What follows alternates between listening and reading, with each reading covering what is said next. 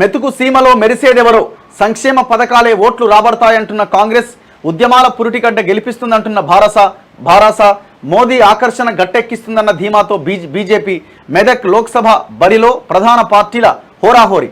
యాక్చువల్గా ఈ మెదక్లో చాలా ఇంట్రెస్టింగ్ ఫైట్ కనిపిస్తూ ఉన్నది. రఘునందన్ రావు బీజేపీ నుంచి పోటీ చేస్తున్నారు అండ్ నీలం మధు కాంగ్రెస్ నుంచి, వెంకట్రామరెడ్డి మెదక్ నుంచి పోటీలో ఉన్నారు.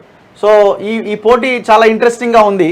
యాక్చువల్గా కేసీఆర్ గెలవగలిగే ఒకే ఒక్క సీటు మెదకేమో అన్న ఒక పెద్ద చర్చ జరిగింది. కట్ చేస్తే ఇప్పుడున్న పరిస్థితి మనకి ట్రెండ్ ఏంటంటే ఈ వెంకట్రామరెడ్డి అనేటోడు ఆల్మోస్ట్ థర్డ్ ప్లేస్కి వెళ్ళిపోయింది. ఎక్కడుందో ఈ వార్త. సో ఈ ట్రయాంగిల్ ఫైట్ జరుగుతుంది అనుకున్న నియోజకవర్గాల్లో ఇది ఒక నియోజకవర్గం మెదక్.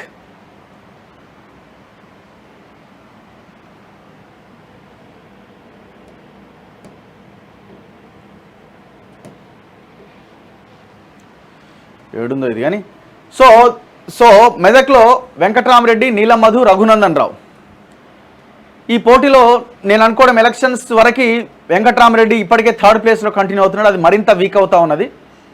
నీలం మధు వర్సెస్ రఘునందన్గా ఫైట్ ఉండే అవకాశాలు కనబడతా ఉన్నాయి. ఇప్పటి వరకు ఉన్న సర్వేల ప్రకారం అయితే రఘునందన్ కొంత ఎడ్జ్లో ఉన్నట్టయితే కనబడతా ఉంది. ఆయా సర్వేలు చెప్తా ఉన్నాయి. రకరకాల కారణాలు ఉన్నాయి దీంట్లో. కాంగ్రెస్ కొంత ప్రచారంలో కావచ్చు, వాళ్ళు చేసే మండల స్థాయి, గ్రామ స్థాయి, పట్టణ స్థాయి రివ్యూలో కొంత వెనకబడ్డది. వాళ్ళని అనుకున్నంత స్థాయిలో వీళ్ళు ఇది చేయకపోయారు. ఎట్లుంటుంది వీళ్ళది క్యాండిడేటు సరే, ఆయన ముదిరాజు, బీసీ ఇదంతా బలంగా ఉన్నప్పటికీ మిగతా వాళ్ళంతా సహకరించాలి కదా. సో అనుకున్నంత స్థాయిలో ఆ సపోర్టు లేకపోతే ఈ కాంగ్రెస్ వాళ్ళకి వాళ్ళ ఇళ్ళకి పోయి కూర్చోవాలా, వాళ్ళతోని ఎక్కువసేపు మాట్లాడుతూ ఉండాలా, వాళ్ళని ప్రసన్నం చేసుకోవాలి, వీళ్ళని ప్రసన్నం చేసుకోవాలి, ఇండివిజువల్గా వాళ్ళు ప్రచారం చేసి దూకుడుగా ముందుకెళ్ళడానికి అవకాశాలు ఉండవు. ఈడకపోతే ఈయన ఎందుకు వచ్చిండు, నాకు తెలియదు ఇన్ఫర్మేషను, ఇట్లా రకరకాలుగా ఉంటాయి.